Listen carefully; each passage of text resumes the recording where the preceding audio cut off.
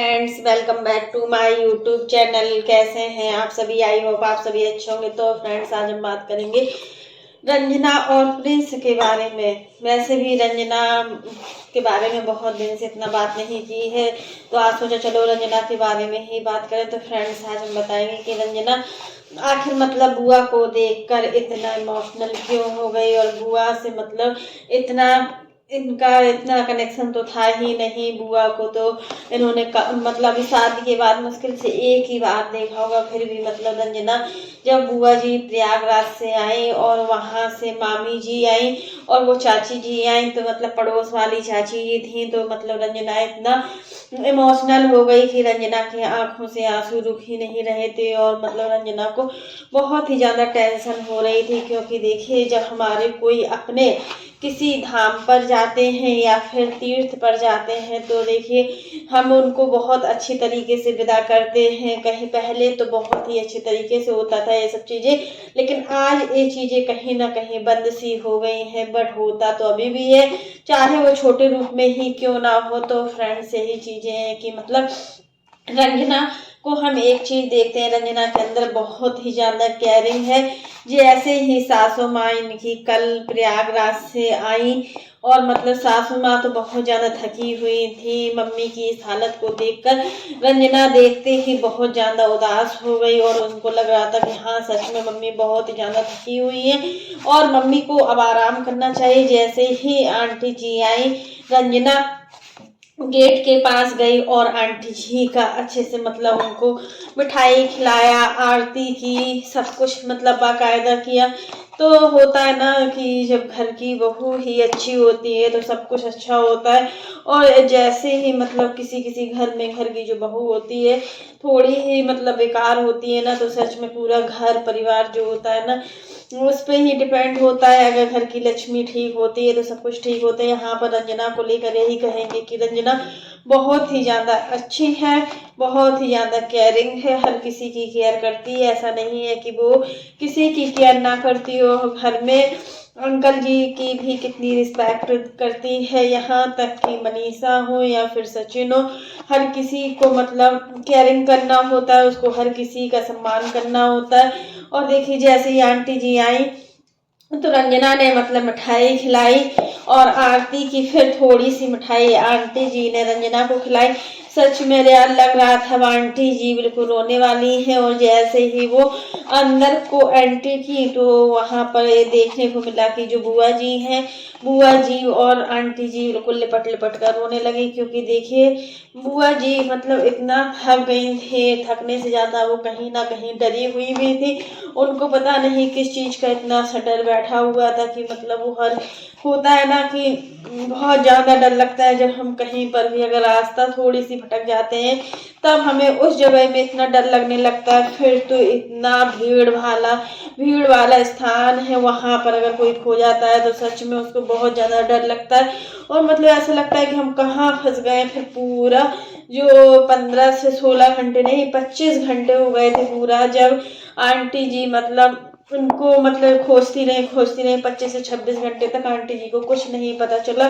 और जैसे ही आंटी जी पूरा हर जगह, हर इलाके में, वहां का जो भी है कुंभ वाले स्थान पर हर जगह देखती रही, कहीं भी बुआ जी और मामी जी नहीं मिली। तब आंटी जी और अंकल जी बहुत ज्यादा इमोशनल हो गए। आंटी जी की आंखों से आंसू नहीं रुक रहे थे। सच में यार वो कंडीशन देखकर लग रहा था कि एक चीज होती है ना कि हम किसी जब अपने को लेकर आते हैं, अगर हम उसको लाए तो थे अच्छा काम करने के लिए, अगर कुछ ऊंच नीच हो जाती है ना, तो हम हमेशा जिंदगी भर के लिए कलंकित हो जाते हैं। फिर हमें यही लगता है कि हम शायद इससे अच्छा हम ना लाते तो बेटर होता। यहाँ पर आंटी जी का सोच सोच कर ही सिर में दर्द होने लगा था। जो सिर का पीछे का हिस्सा होता है ना, सच में आंटी जी का सिर इतना तेज भारी हो रहा था कि सच में वो बता भी नहीं सक रहे थे। पूरा रो रो कर उन्होंने अपना हाल भी खराब कर लिया हुआ था। तो फ्रेंड्स, यही है कि अंकल जी की हालत भी बहुत ज्यादा खराब हो गई थी। और अंकल जी तो किसी को कुछ बता भी नहीं सकते,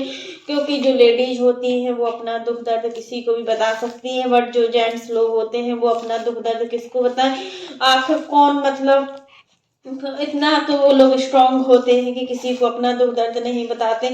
तो फ्रेंड्स वही चीज़ है कि मतलब मामी का भी देखकर बहुत ज़्यादा बुरा लग रहा था। मामी भी कल लाइव में आई थी, कल जो आंटी जी ने रात में लाइव की थी ना, उसमें आंटी जी थी, अंकल जी थे और बुआ जो है वो थी, मामी थी, सभी लोग थे।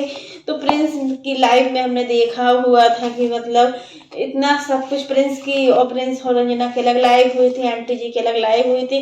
तो बुआ जी भी मतलब बहुत ज्यादा नर्वस लग रही थी। बुआ जी को देखकर लग रहा था सच में बहुत ज्यादा स्ट्रगल करके आई है वो, और वहाँ कुंभ के मेले में वो नहाया भी हमें लग रहा है सही से नहीं है, ये लोग बिना नहाए ही चली आई है। क्योंकि आंटी जी जैसे ये लोग गई थी तो ये लोग बस वही रिक्शे की वजह से गुम हो गई और मतलब अच्छे से नहा भी नहीं पाए। फिर अंकल जी भी मतलब आए तो आंटी जी का कहना यही है कि आप फिर से गंगा मैया बुलाएंगी, फिर आएंगे, अच्छे से दर्शन करेंगे, स्नान भी करेंगे। तो फ्रेंड्स अगर हम किसी की जिम्मेदारी लेते हैं ना तो वो जिम्मेदारी को निभाना बहुत कठिन हो जाता है, और जिम्मेदारी को हम किस तरीके से निभाएं, किस तरीके से नहीं निभाएं, ये हम पर भी डिपेंड करता है। और यहाँ पर जो मामी और बुआ के घर वाले थे उनको आंटी जी क्या जवाब देती, आखिर उनको भी तो कुछ जवाब देना होता।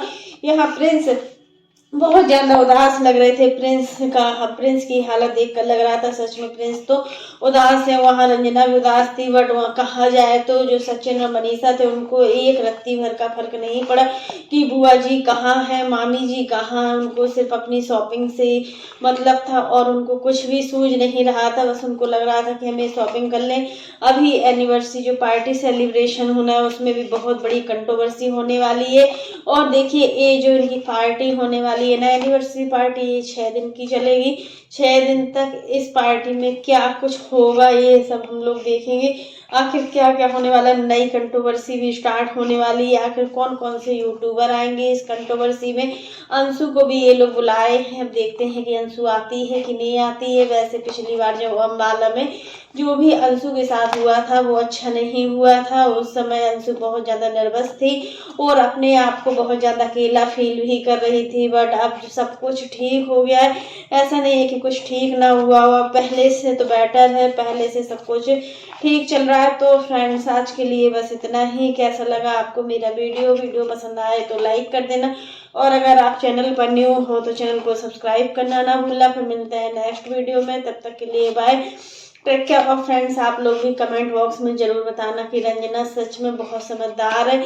और बुआ जी की इस हालत को देखकर सच में रंजना बहुत ज़्यादा उदास हो गई थी। क्योंकि देखिए बुआ जी के जो पैर थे ना कितने ऊंचे ऊंचे सूज गए थे। एक तो ये पहले चली भी होंगी, क्योंकि जब हम कुंभ जा रहे हैं ना तो 5 किलोमीटर हमें पहले चलना पड़ रहा है और 5 किलोमीटर हमें बाद में भी चलना पड़ा है। तो उस वजह से मतलब काफ़ी लोग होते हैं ना जिसको चलने से प्रॉब्लम होती है, तो उसके पैर थोड़ी ऊपर से सूज से जाते हैं, स्वेलिंग टाइप की आ जाती है। और इनकी बुआ जी और मामी जी की एज भी आप देख सकते हो कि इनकी एज 60 से ऊपर है।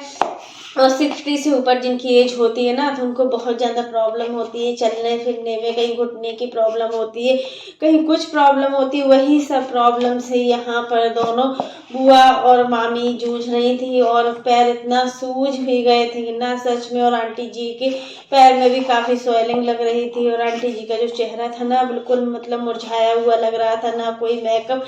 वैसे हमेशा आंटी जी को मेकअप में देखते हैं ना तो अलग फेस लगता है, शायद इस वजह से मतलब लग रहा हो। लेकिन बहुत ज़्यादा थकी हुई थी, उनको आराम की बहुत ज़्यादा ज़रूरत थी। आज के बाद ऐसा होता है जब कोई अच्छा काम करते हैं तो उसमें बहुत ज़्यादा अड़चने आती हैं। और सच में जब हम किसी धार्मिक स्थानों पर जाते हैं ना तो सच में दर्शन करने से ही हमारे सारे दुख दर्द दूर हो जाते हैं। और जो फिर गंगा मैया तो सच में बहुत ही मानने वाली है और सबसे ज़्यादा मनोकामना पूरी करने वाली है। क्योंकि गंगा का जो जल है ना उसको कोई भी कोई विशुद्ध नहीं कर सकता है, चाहे कोई हो।